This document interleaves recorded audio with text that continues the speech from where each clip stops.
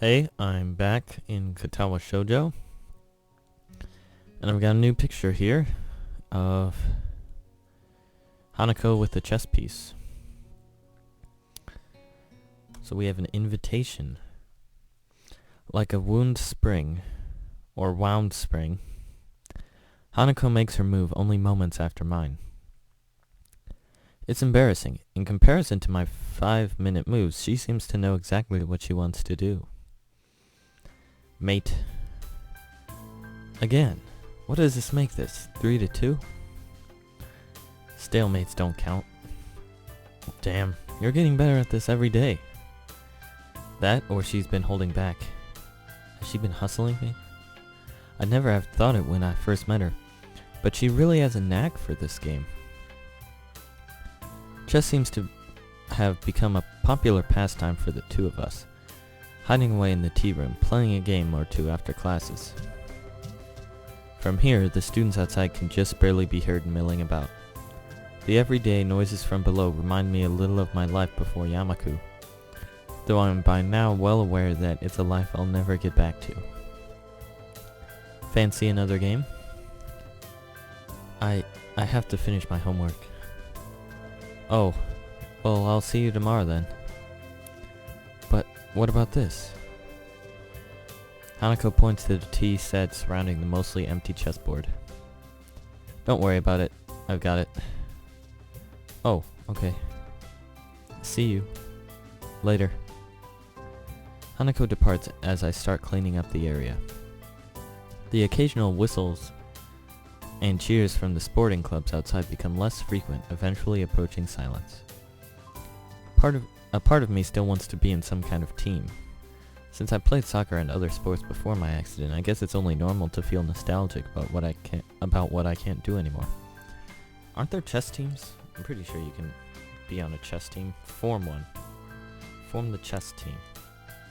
You, Hanako, Lily, Rin, maybe. Maybe if Rin shows. Probably not. But I have other reasons than that for my coming here so often. And I don't feel so bad about losing that part of myself because of them. Lily is a good friend by now, but it's the small exchanges I have with Hanako that feel especially dear. You're falling for Hanako, Hisao. Good job. It only took you like 7 hours. The small victories I feel every day as I see more of what she's like under her self-imposed shell. That's why I come here most of all.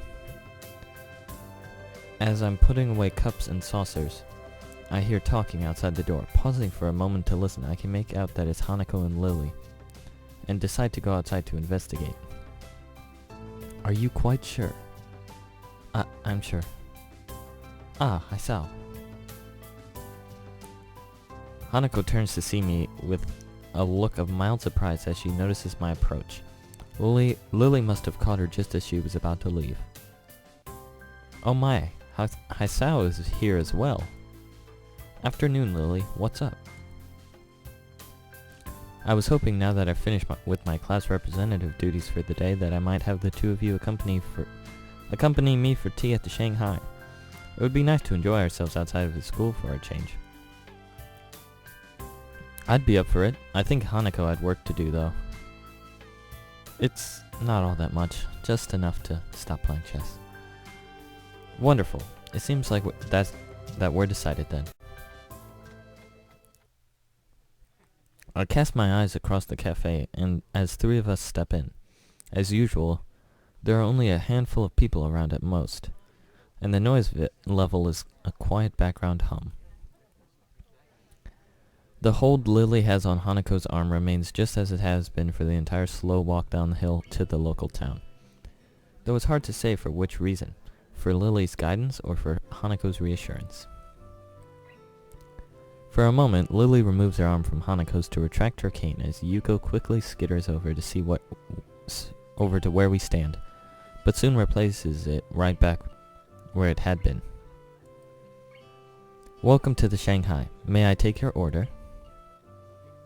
Oh yeah, her deep bow. She gives a deep bow, her well-delivered and professional introduction, putting her in a good mood. It's a nice change from the norm for Yuko.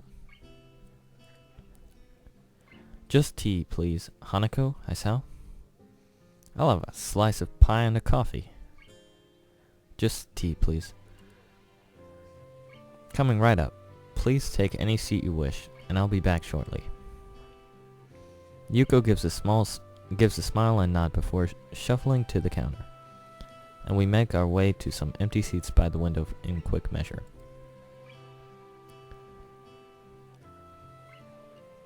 Why do you look mad at me? We slip into our seats, the girls on one side with Lily's cane propped up beside them, and I on the other. I realize that Hanako's not doing something that she so often does. Rather than keeping her eyes pinned to the ground and hiding behind her blind escort, busily trying to convince herself that the world around them doesn't exist, she's merely keeping her eyes low and helping Lily around. Are you okay, Lily? You look tired. Yeah, she does. Look like hungover or something. She lowers her head a little, looking somewhat embarrassed that she let it show. Class representative work can be very tiring, considering that it often means dealing with the student council. Very tiring indeed. How do the other representatives go? Better than I, but not by much. Shizune is a harsh taskmaster no matter whom she deals with. It doesn't sound like you particularly relish the job. Why do you do it in the first place if it's that bad? Being a class representative is enjoyable, and I can deal with the responsibility well enough. It's just that the people involved are sometimes... She trails off, cutting her words at a rather opportune spot.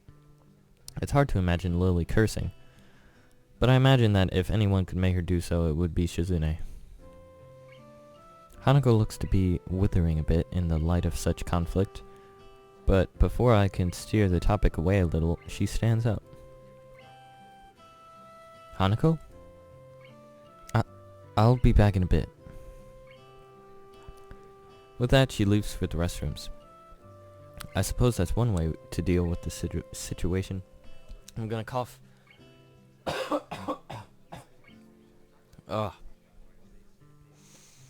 I was trying to talk and eat a pixie stick at the same time. Ugh, it didn't work. I suppose that's one way to deal with the situation, if that was indeed her motivation. Back to looking tired. Lily, however, looks a little wounded. Don't worry about it. I don't think it was you. But I think she's been getting stronger recently. You've seen it yourself, right? That went a bit awry. Fortunately, Lily doesn't look offended, and by now I really shouldn't be quite so scared of stepping on that landmine around her. Possibly. Sometimes I find it hard to tell, though. Silence reigns for a moment before 2 teacups, a pie, and a mug of steaming coffee appear in front of us. I notice that Yuko takes special care to place the teacup against the tip of Lily's fingers, letting her know where it is. Here you go. Thanks, Yuko. Thank you. With a quick and silent bow, the bespectacled waitress takes her leave. Bespectacled? Kenji. Kenji was bespectacled. That's where else I've seen that. Ah, that's right. I was meaning to ask you something, and now would be the right time to do so. Now being the right time because Hanako's gone, and it's going to be about Hanako. I'm all ears. Hanako's birthday is coming up, and I was hoping that you might accompany me for present shopping in the city this weekend. Hanako's birthday is soon. I suppose it would be a nice change to cheer her up a bit. Like Yuko, she always seems to be teetering on the edge of either panic or depression, and I've never seen her enjoy herself much outside of our chess games. So give her a chessboard, a giant chessboard for her birthday. Or a giant chess piece. Pillow. I don't know. Something chess related. Or a book. All that aside, learning the layout of the city better with a friend keeping me company sounds like a good way to spend a weekend. Sure, I'd be happy to. Have you got any plans for what to do for her birthday? A party or anything? Hanako being Hanako, perhaps a low-key affair would be. Lily suddenly cuts herself short, leaving me wonder why as she brings her teacup up to her lips and begins to sip. After a few seconds, I notice Hanako walking up to us over her shoulder. Lily's hearing must have been very good indeed if it was the sound of the restroom door opening that tipped her off. That is good hearing, jeez. Hanako takes her seat once again and wastes no time in drinking her tea. Soon the three of us are quietly eating and drinking as the sun sets. It's a nice way to spend the remainder of the day's light, and it makes me appreciate the quiet and serene surroundings of Yamaku. I think I'm really beginning to like life here, as isolated as it might be. I finish off the last of my coffee, and rest the mug on the table while the girls talk between themselves. The coffee here is a little bitter for my taste, but still quite good. Better than what I can make for myself in any case. The girls... Oh, I'm gonna choke again. I have not learned my lesson. The girls' discussion is mainly focused on their respective reading preferences, which does give me a little curiosity about a related topic. Hey Hanako, I was just wondering, aside from chess and reading, do you have any hobbies or things you like doing? She's completely stopped in her tracks, looking quite surprised that anyone would be interested in asking such a question about her. It takes a little time for her to formulate a response. I guess I like singing a little. I'm okay with computers as well, but I don't use them all that much.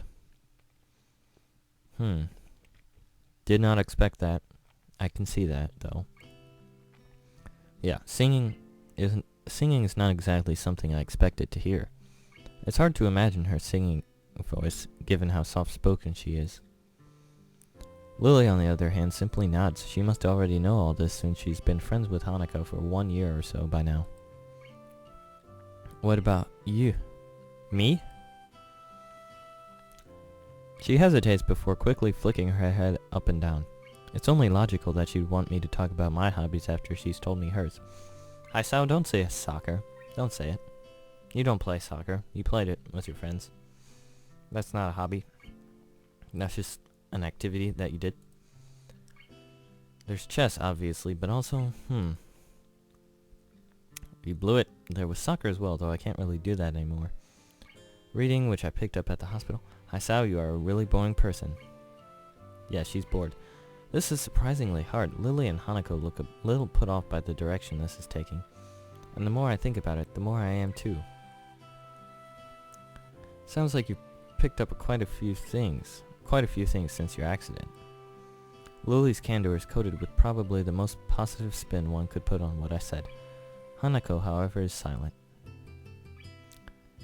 If a situation becomes difficult, her reaction always seems to be withdrawing into silence in order to prevent things from getting worse. That or physically retreating. Phone. Whose phone is that? A soft ringing gives us pause. As Lily reaches into her pocket, it becomes obvious that the sound's coming from her phone. Sorry. It's okay. Lily gives a quick nod before shuffling out of her seat and taking the call a little distance away to avoid disturbing the both of us. Must be nice to be popular.